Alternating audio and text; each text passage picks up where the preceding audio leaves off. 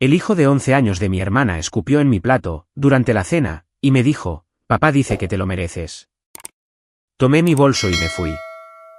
Esa noche, recibí un mensaje de texto de mi hermano, ya no eres bienvenida.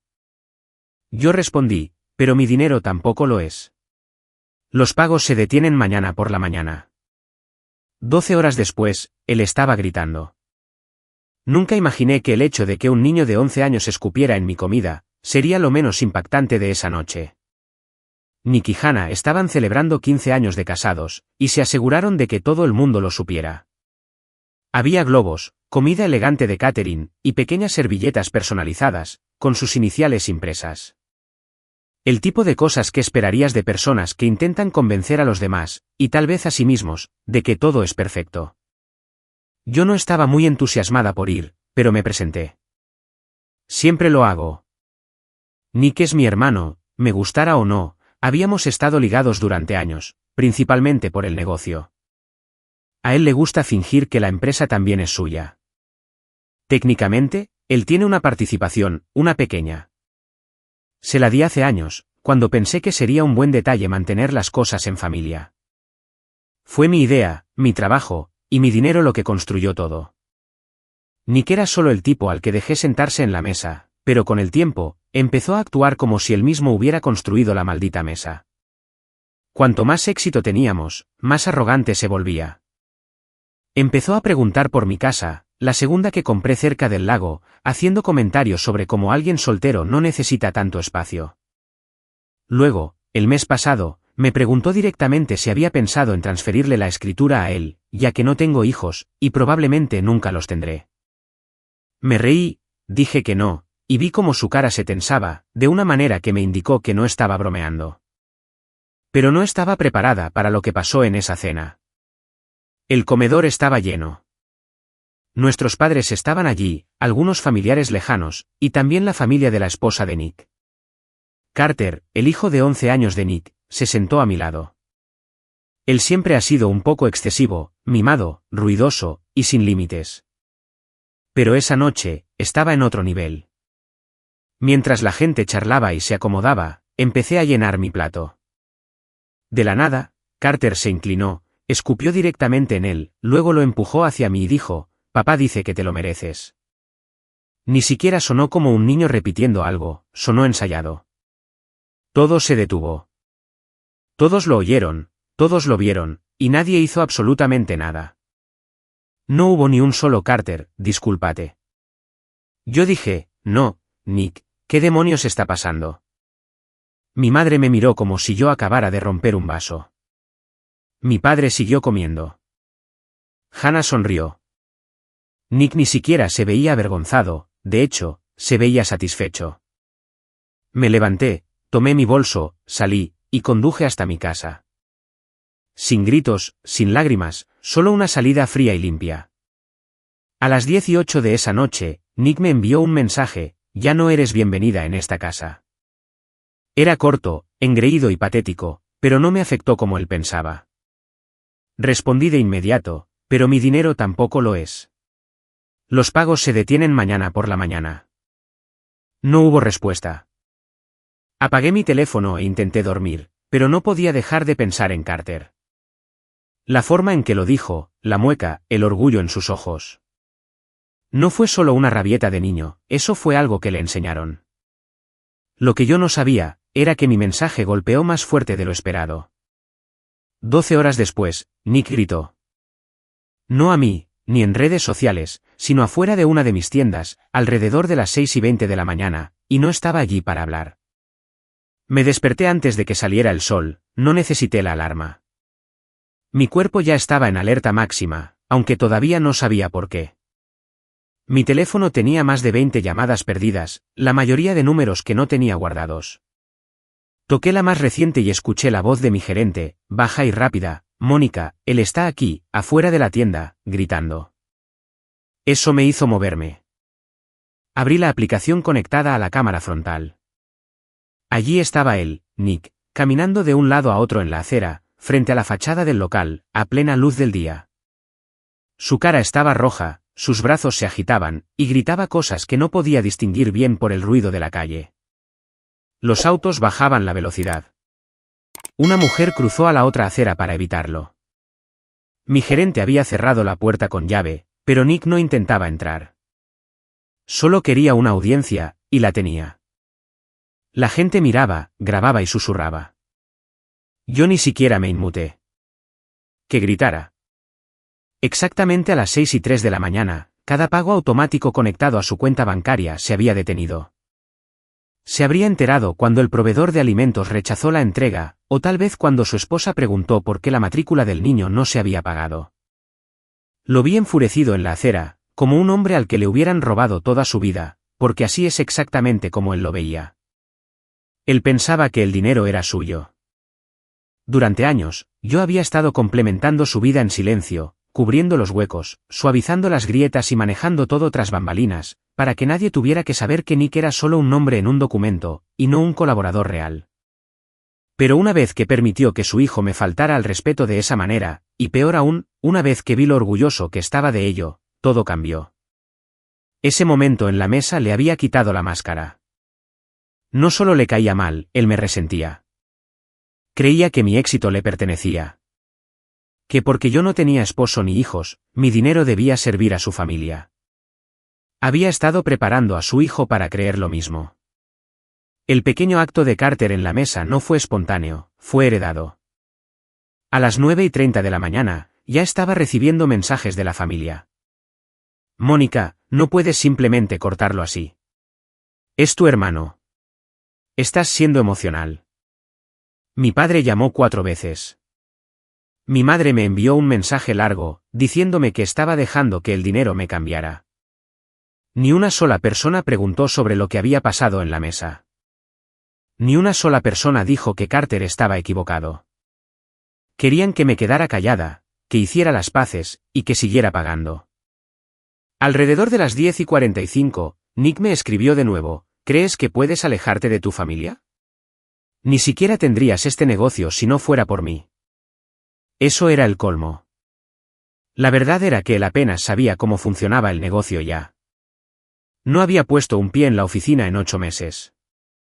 No sabía que estábamos cambiando las operaciones, los proveedores, o reestructurando 2 de nuestros contratos más grandes, pero seguía cobrando los cheques. Seguía llevándose el crédito en los eventos familiares. Seguía actuando como si fuera el cofundador, en lugar del peso muerto que yo había estado cargando por demasiado tiempo. Le escribí una vez, esto se acabó. No más dinero. No más participación. No me contactes de nuevo, a menos que sea a través de un abogado. No respondió de inmediato, pero yo sabía que no lo dejaría pasar. El orgullo de Nick era frágil como el papel, y ahora estaba hecho pedazos. Había perdido el control de la narrativa. Y peor aún, había perdido lo único que pensó que yo nunca le quitaría, el dinero. Esa noche, preparé la cena, me serví una copa de vino, y me senté a ver la transmisión de la cámara de la tienda una vez más. Todo parecía normal. Calle tranquila, cartel de cerrado, luces apagadas. Lo que yo no sabía, era que Nick ya había pasado por allí 2 veces esa noche.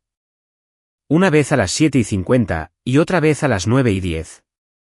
Solo recorridos lentos frente al edificio. A las 1:38 de la madrugada, una figura se acercó al callejón trasero de la tienda, usando una sudadera con capucha y una máscara. Lo que Nick no sabía, era que yo tenía una segunda cámara. Una que él no sabía que existía, pues no estaba conectada al sistema de seguridad principal. La instalé el año pasado, después de una serie de robos cercanos. No era visible desde el callejón. Y ese pequeño lente, oculto detrás de una tapa de ventilación falsa al otro lado de la calle, captó todo. Incluyendo el momento en que Nick se quitó la máscara, miró a su alrededor, y se alejó mientras el humo empezaba a subir detrás de él. A las 2:04 de la madrugada, entró la llamada. Una alarma de incendio en la entrada trasera de mi tienda del centro. La voz al otro lado, de la compañía de seguridad, era calmada, como si leyera una lista de verificación, pero yo me senté en la cama como si alguien me hubiera dado un puñetazo en el pecho. Un incendio. Dijeron que el departamento de bomberos ya había sido enviado. No perdí tiempo haciendo preguntas. Me puse unos jeans, tomé mi abrigo, y salí por la puerta en menos de 5 minutos. Ni siquiera me cepillé el cabello. Para cuando llegué a la calle, las luces rojas y azules ya estaban pintando los edificios. El humo salía perezosamente de la parte trasera de la tienda, pero el fuego ya estaba extinguido. 2 camiones de bomberos, varios bomberos, y algunos vecinos con los ojos muy abiertos, parados descalzos en sus abrigos. Las llamas no se habían extendido. El sistema de rociadores y la rápida respuesta mantuvieron el daño al mínimo. Algunas cajas quemadas, paredes chamuscadas en el pasillo trasero, y el fuerte olor a humo impregnado en cada rincón del lugar. Pero ese no era el punto. Alguien había intentado quemarlo. La puerta trasera había sido forzada. Habían usado algún tipo de acelerante. Los bomberos encontraron rastros de líquido para encendedores y una botella vacía de algo inflamable cerca. Fue un incendio provocado, claro y deliberado. Pero mientras ellos hablaban, yo no los escuchaba realmente. Mi mente ya estaba en otro lugar. No necesitaba un nombre, ya lo sabía. Esperé hasta llegar a casa para revisar la grabación de la cámara oculta. Esa segunda cámara que nadie conocía. Estaba montada en una vieja carcasa de ventilación en el edificio frente al callejón. A la 1:38 de la madrugada, alguien apareció en las imágenes. Sudadera, máscara, guantes, cargando una bolsa. Se movía rápido. Sabía dónde estaban los puntos ciegos. Esto no fue al azar. Luego llegó el momento, él se detuvo en la esquina más lejana, cerca del contenedor de basura, miró a su alrededor, y se bajó la máscara solo por un segundo. Tal vez necesitaba aire. Tal vez pensó que nadie podía verlo allí. Pero yo lo vi, mi hermano. No era una sombra, ni un parecido. Su rostro completo estaba iluminado por el tenue resplandor de la luz de seguridad sobre la salida trasera. Se quedó allí solo, mirando al suelo como si estuviera debatiendo algo. Luego se alejó, se puso la máscara de nuevo, y detrás de él, el humo comenzó a subir. Me tomó menos de 30 minutos estar en la estación de policía. No esperé a la mañana. No llamé a nadie. No envié un mensaje de advertencia. Simplemente fui. El oficial de turno miró la grabación con rostro serio. La rebobinó. La miró de nuevo. Me preguntó si quería presentar cargos. Dije, sí, absolutamente. No preguntó por qué mi hermano haría algo así. Creo que podía notar que esto no era repentino. Esto no fue un arrebato del momento. Esto fue un resentimiento lento y amargo, que finalmente estalló en algo físico. Les di todo, copias de la grabación, las marcas de tiempo, mi declaración. Dijeron que emitirían la orden de arresto por la mañana, pero Nick no llegó tan lejos. A las 11:10 de la mañana, ya estaba esposado.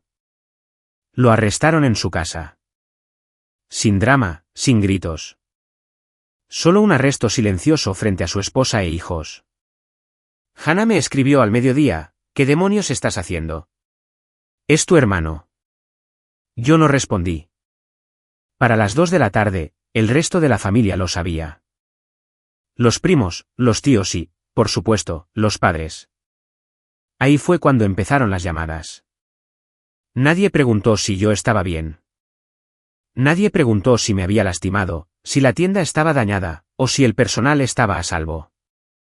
Me decían, ¿realmente llamaste a la policía por tu propio hermano? Mónica, esto está yendo demasiado lejos. Él siempre ha tenido mal carácter, lo sabes. ¿No lo quemó de verdad, o sí? La tienda olía a humo químico y paneles de yeso empapados. La limpieza iba a tomar semanas, pero a ninguno de ellos le importaba. A sus ojos, yo debería haberlo tragado simplemente. Debería haberlo dejado pasar. Debería haberlo protegido.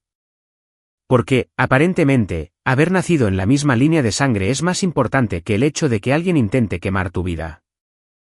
Nick pasó su primera noche en una celda de detención, mientras mi teléfono casi explotaba. Llamadas perdidas de mi madre. Mensajes de primos de los que no sabía nada en años. 2 mensajes de voz de Hannah, el primero, tranquilo y frenético, el segundo, frío y cortante. Nadie preguntó si yo estaba bien. Ni un solo mensaje sobre el incendio, o sobre si la tienda era recuperable. Todo se trataba de él. ¿Cómo pudiste hacerle esto a tu hermano? ¿Por qué fuiste a la policía? ¿Realmente quieres que vaya a la cárcel por un error? Y luego, el mensaje de mi papá, con solo 6 palabras: hiciste de esto un desastre. Para las 10 de la mañana, Nick había sido acusado oficialmente de 3 cargos: intento de incendio provocado, daño a la propiedad, y entrada ilegal.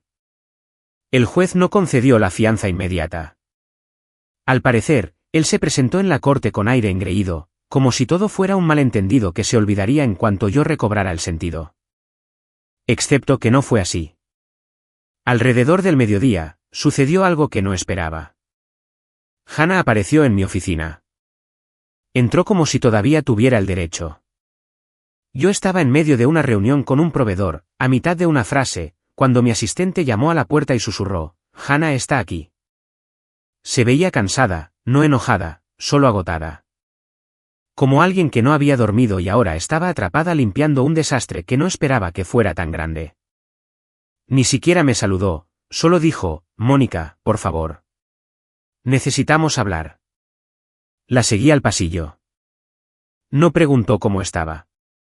No mencionó la cena, ni a Carter, ni el hecho de que acababa de ver a su esposo en cámara intentando quemar mi negocio. Dijo que estaban en una mala situación financiera, que Nick estaba perdiendo el control, que este no era él.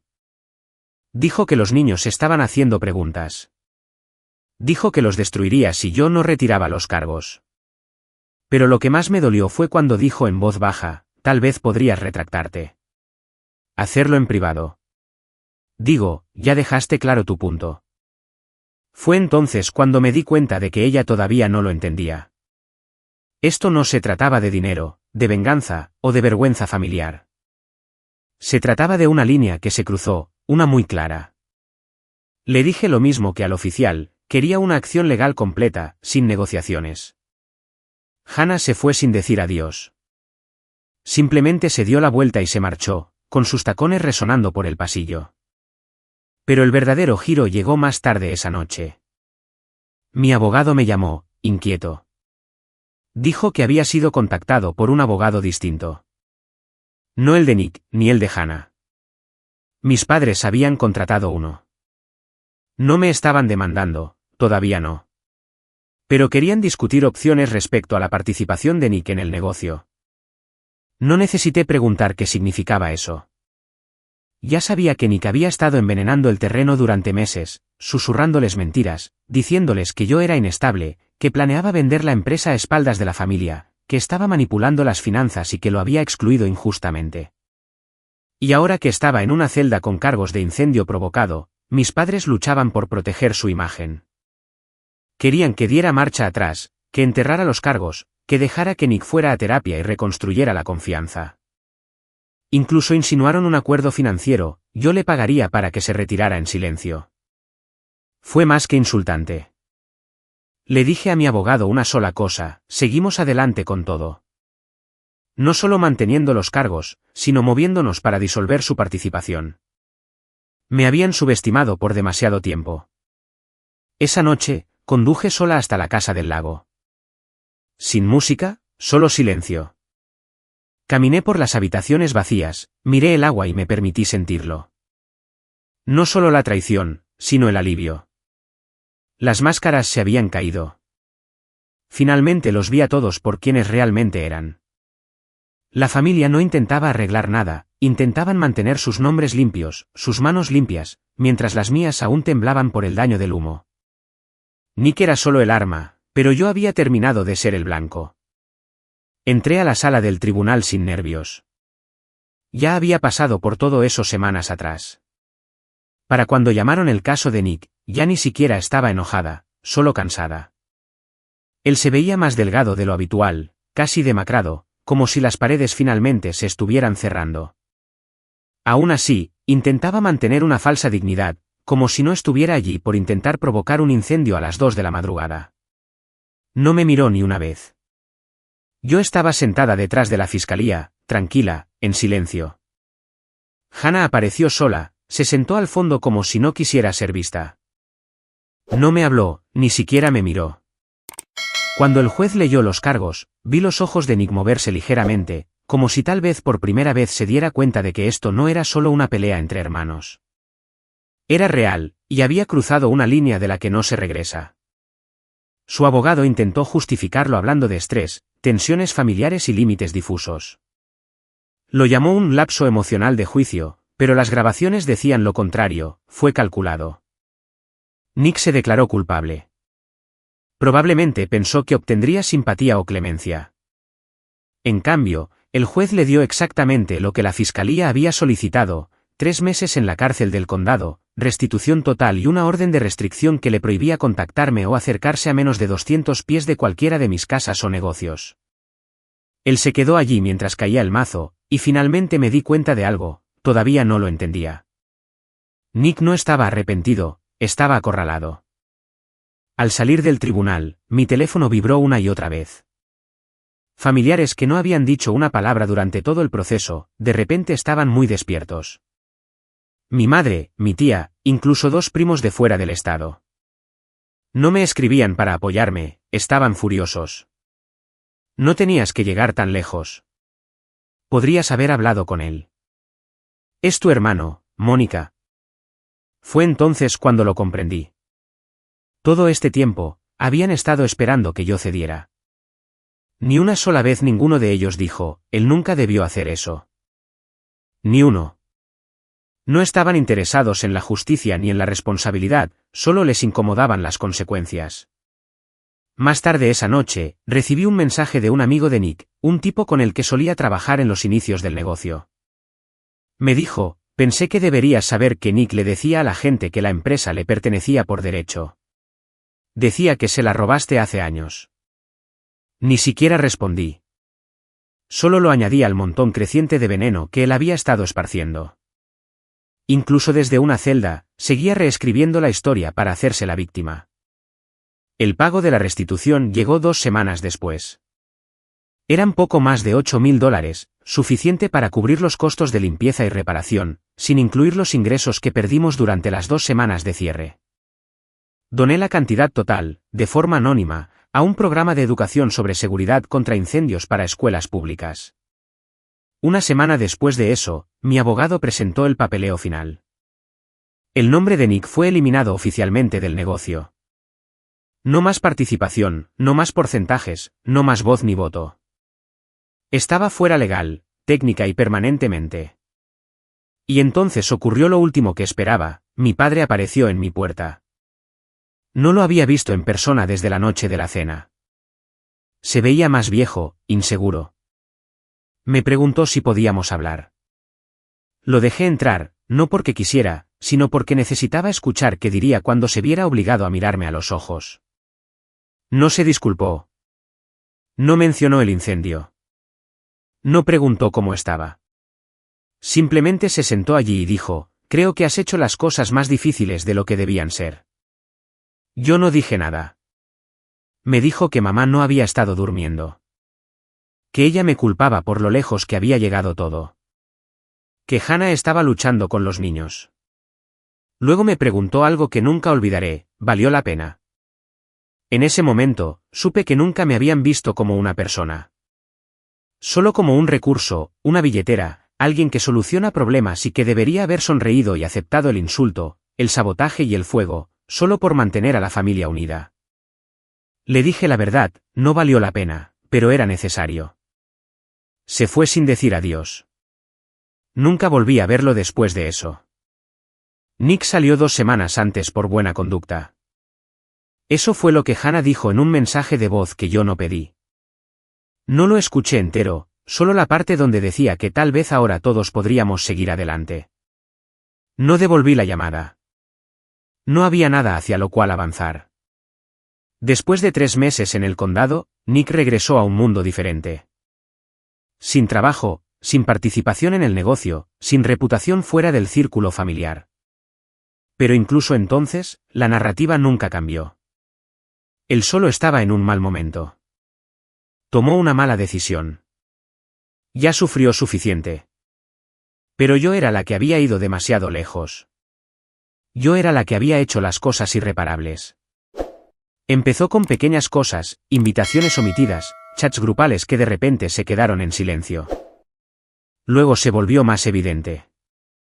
Me enteré por un amigo de un primo que mi madre le decía a la gente que yo me estaba volviendo difícil de entender últimamente. Que el dolor por estar soltera me estaba cambiando. Ese dolió. Todavía no podían admitir la verdad ni ante ellos mismos. Era más fácil decir que yo perdí la cabeza, a decir que su hijo intentó prender fuego a mi negocio. Vi pasar las fiestas en silencio. No me invitaron a Acción de Gracias. No me llamaron en Navidad. Le envié un regalo a mi sobrina, no a Carter, y no recibí respuesta. Finalmente, dejé de intentarlo. Llevé el negocio a una nueva fase. Abrí una segunda ubicación en otra parte de la ciudad. Renovamos la marca. Corté discretamente con algunos proveedores que eran demasiado cercanos a Nick. Reconstruí todo mejor, más fuerte, más protegido, y dejé que la puerta de mi pasado se cerrara lentamente detrás de mí. Pero hace unas semanas, pasó algo extraño. Uno de los viejos amigos de Nick, un tipo llamado Travis, que solía ayudar con algo de trabajo técnico en los primeros años, me contactó. Dijo que estaba limpiando una vieja computadora portátil y encontró algo que Nick le había enviado hace años. Una carpeta con archivos, registros financieros, correos electrónicos privados, e incluso contratos alterados con fechas que no coincidían. No era solo desahogo inofensivo. Era la prueba de que Nick había estado planeando sacarme de la empresa mucho antes de la cena, mucho antes del incendio. La historia falsa que le contó a mis padres sobre que yo planeaba vender la empresa. Él en realidad había falsificado borradores de correos electrónicos para respaldarla. Lo planeó todo. Meses antes de que Carter escupiera en mi plato. Esto no fue impulsivo. No fue un colapso nervioso. Fue metódico. Y todo este tiempo, yo solo había conocido la mitad. Reenvié todo a mi abogado, no porque planeara demandar, sino para archivarlo, documentarlo, y guardarlo en una carpeta etiquetada como por si acaso. Pero eso hizo algo más, despejó la última niebla. Durante mucho tiempo, incluso después de todo, una parte de mí se cuestionaba si había ido demasiado lejos. Si podría haberlo manejado de otra manera. Si existía una versión de esta historia donde pudiera conservar a mi familia. Ahora, sabía que esa versión nunca existió. No perdí a mi familia porque yo cambié, los perdí porque me negué a seguir interpretando el papel que ellos habían escrito para mí. La que pagaba sin preguntar. La que nunca decía no. La que sonreía ante cada insulto y lo llamaba amor. Nunca más. Nick puede contar la versión de la historia que quiera. Puede retorcerla, suavizarla, darle la vuelta. Pero la verdad, la verdadera verdad, vive en los documentos judiciales, en las grabaciones de seguridad y en la puerta chamuscada de una tienda que intentó quemar. Yo estoy reconstruyendo. El negocio es más fuerte que nunca. Mi equipo es leal, unido y protector. Planeo abrir una tercera ubicación el próximo año, esta vez fuera del estado. Un nuevo comienzo, borrón y cuenta nueva. ¿Y mi familia? Ellos han dejado claro cuál es su posición. Cada silencio, cada llamada evitada, cada mensaje pasivo-agresivo fue solo otra forma de decir, no te apoyaremos si eso significa ponernos en su contra. Así que dejé de esperar a que entendieran. No necesitas una familia que solo te ama cuando eres conveniente. Necesitas personas que te amen cuando activas la alarma de incendios, no cuando te sientas en silencio a respirar el humo. Perdí a mi familia, pero encontré la paz. La actualización, la semana pasada, organicé una preapertura para la nueva tienda. La tercera ubicación, fuera del estado, solo un evento pequeño. Sin prensa, solo el equipo y algunos lugareños que nos han apoyado desde el principio. Fue tranquilo, sencillo, sin discursos ni dramas. Y por primera vez en mucho tiempo, miré a mi alrededor y no sentí que faltara algo. Sin sonrisas falsas, sin insultos por debajo de la mesa, sin tensiones arrastrándose bajo la superficie. Solo personas que fueron porque querían, no porque se sintieran con derecho a lo que yo había construido. Mi personal me sorprendió con una foto enmarcada de la gran reapertura de la primera tienda después del incendio. Imprimieron una cita debajo: ella no quemó el puente. Reconstruyó el mundo al otro lado. No lloré, al menos no frente a ellos, pero colgué la foto en mi nueva oficina al día siguiente, justo encima de mi escritorio. Algunas victorias no son ruidosas. No vienen con aplausos ni validación de las personas a las que una vez les rogaste que entendieran. Algunas victorias son solo mañanas tranquilas en un espacio que tú creaste, rodeada de personas que lo respetan. Y que te respetan a ti. Ahí es donde estoy ahora.